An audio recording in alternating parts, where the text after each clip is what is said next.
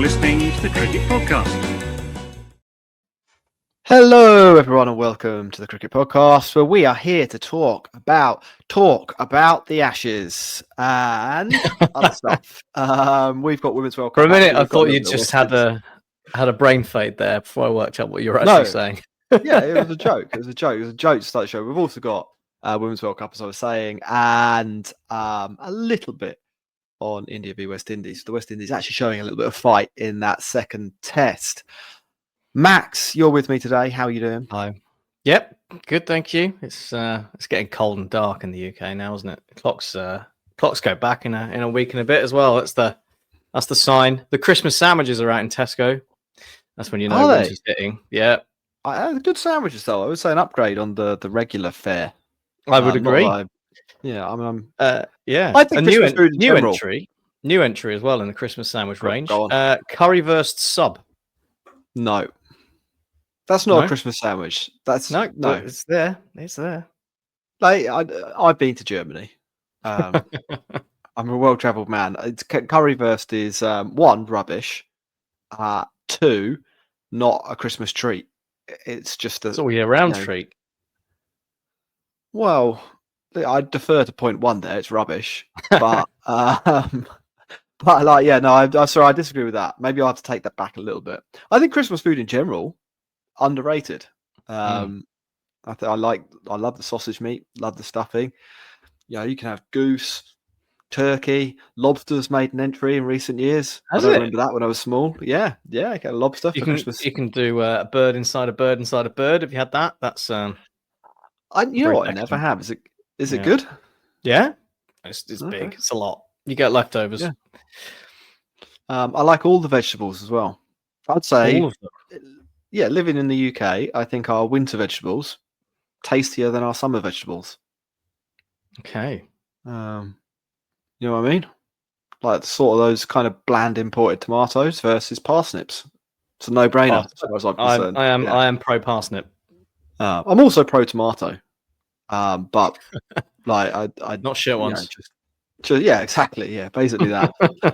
Look, we have got some cricket to talk about. We're going to start with the talk about the Ashes, and then we will do the ongoing Women's World Cup and India v West Indies in part 2. Before we get to any of that, though, do make sure you click like and subscribe on whichever platform you are listening or watching on for more Christmas-themed food discussion. As you may or may not be aware, the Ashes straddles both sides of the Christmas period this year, so it's going to be like a festival of cricket and a festival of Christmas.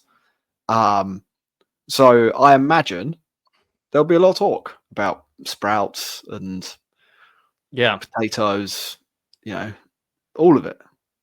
How do you lattice your turkey crown? Do you have a turkey crown or do you go full bird?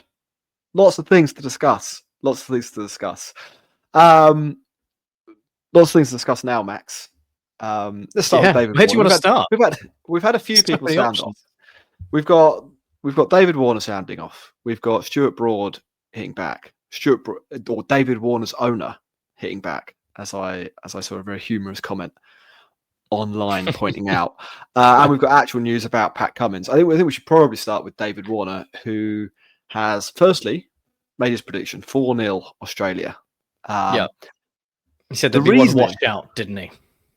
Yes. The reasoning he's given, though, is that England will be playing for the moral victory, and that will somehow cost them 4 tests. Discuss, Max. What do you think about Davey Warner's intervention? Second intervention of the Ashes. Second already. It's true, yeah. It's not even November. It's not even the month of the Ashes, and we're already 2 Davey Warners down. If we look at the content of what David Warner says, I think it's kind of, it's fine. It's a fair accusation to make for an Australian against, the English. The whole moral Ashes thing. It's been knocking around. It was good fun, wasn't it? The last Ashes, we all got involved on Twitter when it wasn't toxic or just unusable, and it was good. It was a good laugh, poking fun at all of us. Poking fun at ourselves as English people in the English team, and just everyone for getting all het up on the England moral Ashes thing. So you know what, I'm cool for it resurfacing. What was really the top excellent best bit about it was just the delivery, and how he teed it up as if it was going to be the biggest, funniest, most original smackdown in cricketing history. He even prefaced it with "Here's your headline," or "There's your headline," and had this like massive grin on his face as he come up with this really funny put down that he'd been working on for about 6 months, and then there was silence. Poor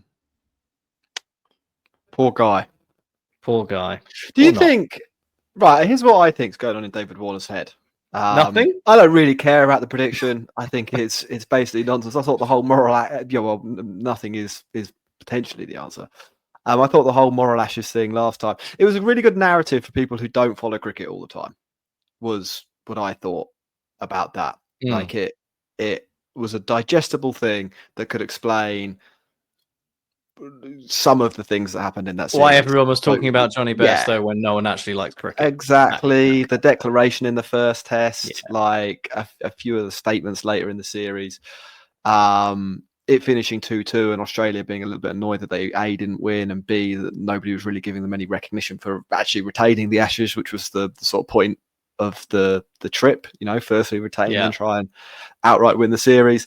And that became like to talk about the moral ashes became a good way to sort of construct a narrative through line through the series. So I'm not a buyer of the moral ashes. Second, no, not really. No, I will continue to make jokes about it. Yeah, I don't think I don't think it's a thing.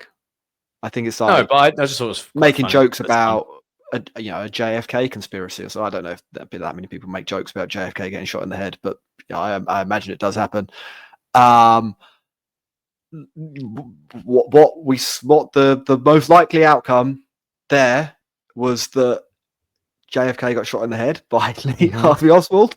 Yeah, and the most likely reasoning for what happened in the Ashes was that both teams tried their best to win the cricket matches, and skill ultimately determined that it was 2-2, as well as a little bit of rain. Yeah, that is boring though. It's really boring. Yeah, it's really boring. So yeah, stick a moral ashes through line into that, and you can. There's your headline. Yes, and you can put all your balls of Bairstow being out stumped and like the rain off at Old Trafford and this, that, and the other. You can hang them on it. Here's what I think's happening in David Warner's head, though. He has confused his status as somebody people want to listen to. That people want to listen to what David Warner has got to say. Yeah. He thinks in his head that's because David Warner is really clever and interesting and funny and has something to actually offer, and has not realised that the only reason anyone cares about him is because he was quite good at hitting a ball with a stick, and that is why he has the platform, and that is unfortunate for David Warner, and I suspect he will never realise that, which is the most interesting thing about him saying it's going to end up cyclical, isn't it? You're going to have David Warner has this vision that he is worth listening to. He is one of the great minds of our time in the cricketing sphere, and he will continue putting things out, and people will laugh at it, and then they'll want to hear more David Warner because it carries on, and thus the cycle continues, and ever ignorant of the reality, and that now that I can get on board with. Now, to me, as someone who does follow cricket all the time, that is a much more interesting narrative through line than the moral ashes grandstanding. Like the psychology of David Warner, like what is happening in his head, the neuroscience behind the bull's brain. That's what we should be spending our time on, Max. Not what he actually said. Yeah. We should study that. Did we learn anything from it? No. From a cricketing perspective, will it affect the series? Also no, but it did mean that Stuart Broad got to put in a barb, as they said. Yep. He responded, Max, and this is actually something that I think we probably could talk about from a discussion point. He has said this is the worst Australian team since 2010. And there's two clever things he's done here. One, he sort of exonerated himself from the losses that he was a part of Now between that 2010. is peak Broad. Basically, what he's saying there is the problem was between 2010 and now, Australia were too good, and even though I'm a great cricketer, it was impossible to beat them. But now that I'm gone, He even and tried just cheating, before- Jack. Full on yeah. cheating. just before I started, they were amazing. Do you disagree or agree with Stuart Broader's assessment though? You know what? It's obviously a little. There's a level of exaggeration going in there, isn't there? And biting back, but I don't think it's too far off the mark in terms of the batting side. I think, or it's probably the most unsettled Australia have been in a very long time. Whether it's since 2010, 2011, I don't know, but it's definitely, there's as many weaknesses as I can remember in recent times. Perceptible weaknesses going into in the Australian squad compared to recent times. But I think to call it the weakest in that period is forgetting the fact that, bar the potential injury to Pat Cummins in the first test, they do still have the best bowling attack in the world, pace wise. Yeah, that is true. I would venture. I mean, South Africa might disagree with best bowling attack in the world pace wise, but Bumrah alone for India probably puts them in the category. But I saw this. I don't think he said it as a point that he was expecting people to actually debate or potentially even listen to. Yeah. Well, that's the other thing you have to remember these days, Jack. You can't say anything without being debated. You can't say anything. Yeah. It will be picked up. It's always there. We've got to talk about something. I think you might be right. Basically, like I think they are quite unsettled. I don't think the obvious replacements are obviously going to slot in easily. Steve Smith is old now. Marnus Labuschagne, we don't really know in what form he's going to. He started the Australian summer very, very well, but was pretty poor in international cricket for a little while before that. Bowling wise, we talked about this a little on the last pod. We don't really know where Nathan Lyon is. Like he probably hasn't got the overs under his belt for us to know how good he still is in Australia, and he's not a young man. Stark isn't a young man. Cummins might not play.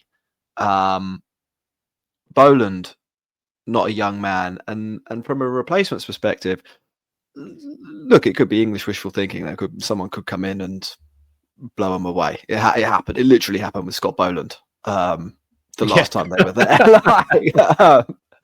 But there's probably reason to be optimistic, and I don't really know why Harry Brook felt like he needed to stick his oar in. But the gist of what Harry Brook had to say about it was that it probably is good for if you want a two-part series, or rather a two-season show, Jack. Season 1, what's going on in David Warner's head? Season 2, what's going on in Harry Brook's head?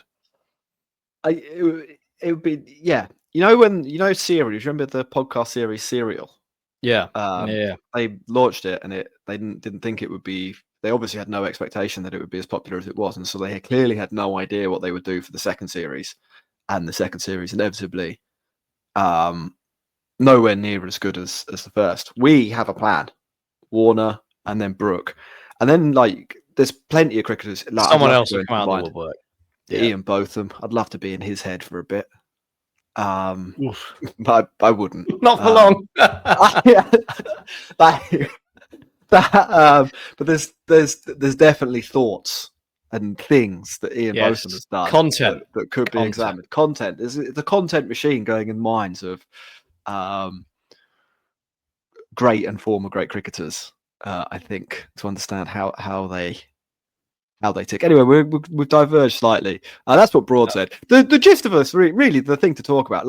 Australia probably aren't as good as they have been in the last decade or so. How much of that does come down to Pat Cummins and whether he is available? I mean, he has said it's not likely that he will be available for the first test. How much of an advantage is that to England, and what do you think about it?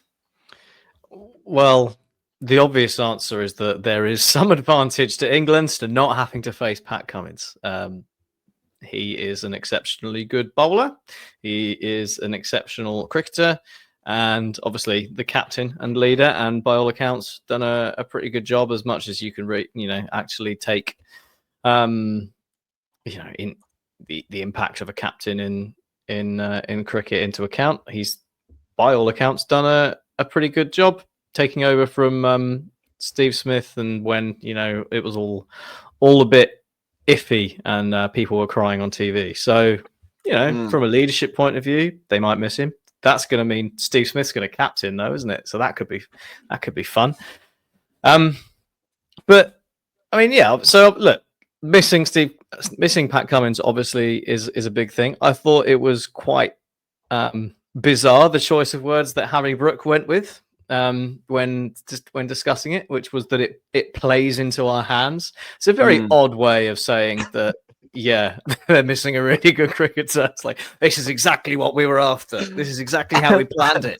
Yeah, really strange. But yeah, I mean, obviously it's going to be a miss. But I think the thing to temper that is that it was probably quite unlikely that Australia were going to field Cummins, Hazelwood, and Stark together in every one of the 5 tests. You would expect that all of them, given their somewhat recent injury history and the fact that they're not like prime 28-year-olds, means that at some point all of them are going to miss at least one test. So I mean, if maybe it means Cummins is going to miss an extra test because he might have taken one out in the middle, or he'll just come back and play the first 4 because he'll have been injured, but he'll have been resting and recuperating as part of that. So realistically, in the course of the series, I don't know how much of a difference it'll make. I mean, the first test historically, absolute disaster for England, but it's a different Perth now, isn't it? So maybe that's not too much of a read across. But yeah, I mean, benefit to England to not have to face Pat Cummins. Grand scheme of things, probably doesn't move the dial as much as it looks on the face of it. That is assuming it is just the one test. Obviously, if it ends up being more tests, if there's a setback in the recovery, etc., then it starts to get a bit more interesting.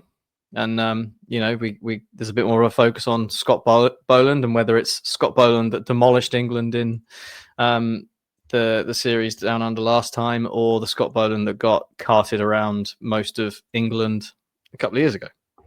So more questions, but yeah, I'm not gonna start going cock a hoop over the fact that Pat Cummins might not be available. Also, like, it's going to be the last Ashes series probably that you're going to get to see Cummins, Stark, and Hazelwood all bowling together, and I would like to see as much of that as possible, because as much as I would like England to do well, those 3 as a unit are phenomenal to watch, and we don't want to be deprived of that too much.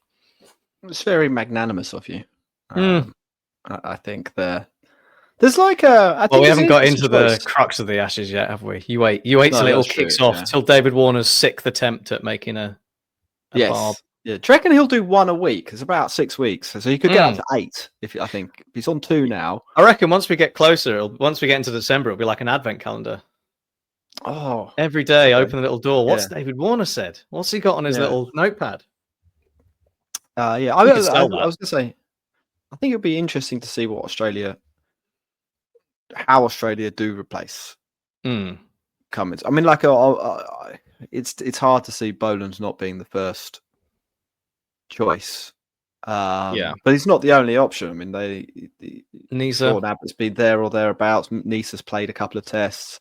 Will Sutherland, 25-year-old bowler who can bat a bit, has a very healthy. Is he another absolute unit, Will Sutherland? I think. I mean, the assumption would be yes. I've not met him in person. The picture of him I'm looking at now he looks like a unit with a mullet. Imagine an Australian, and you're kind of in the ballpark. Yeah. with Will Sutherland. I'll just take a walk up Clapham High Street. I suppose the other thing as well, it depends a bit on the status of Cameron Green's back and his bowling.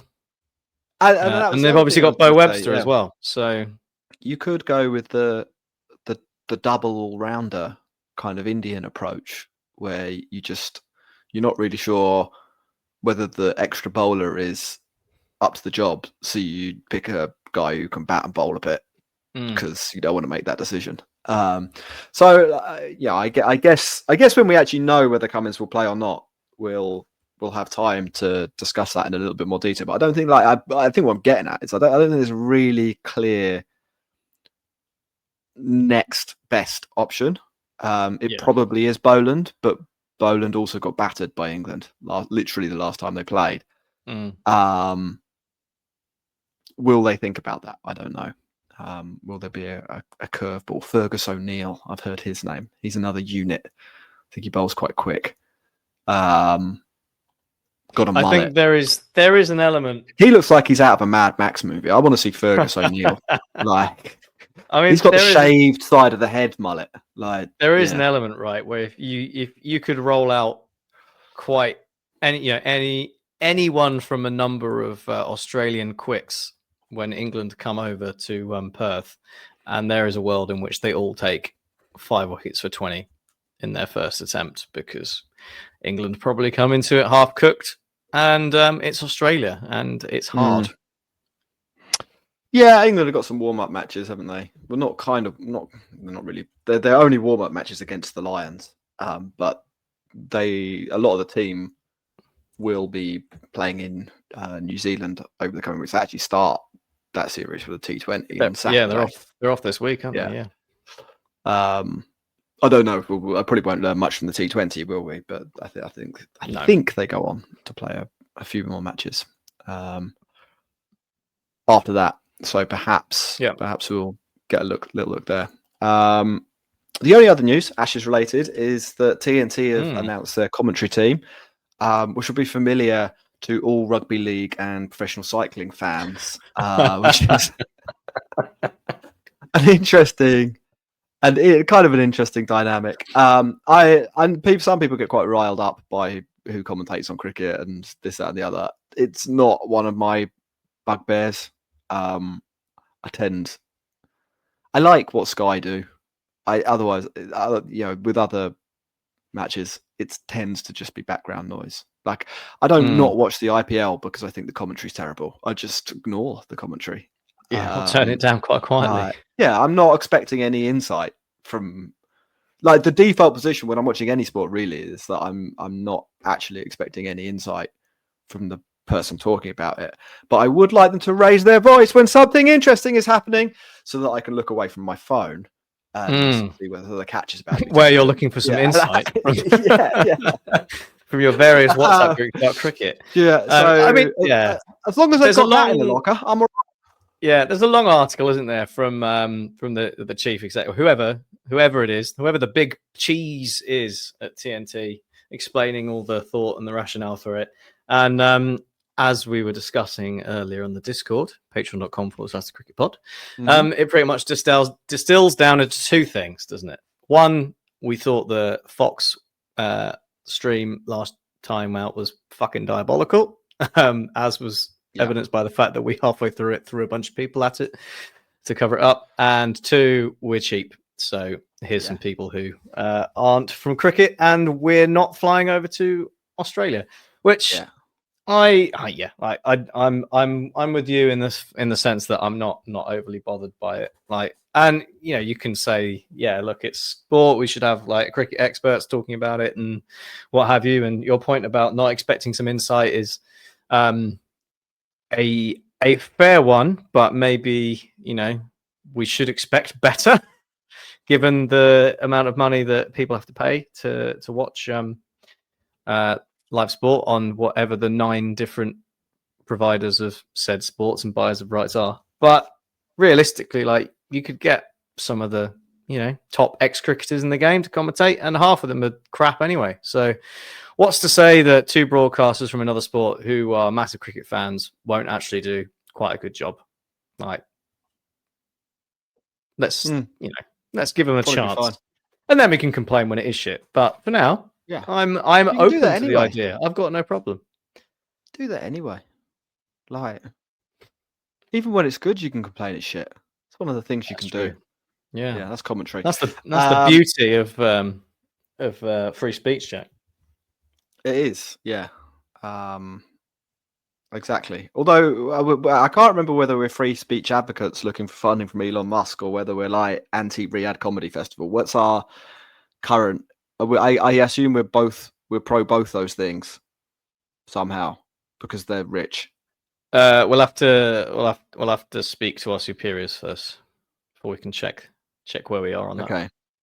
Yeah, it's confusing that for a long time we were trying to court Elon Musk and he didn't pay attention, and I'm not sure now whether it's because we were too pro free speech, and perhaps we should have been more pro the right kind of speech.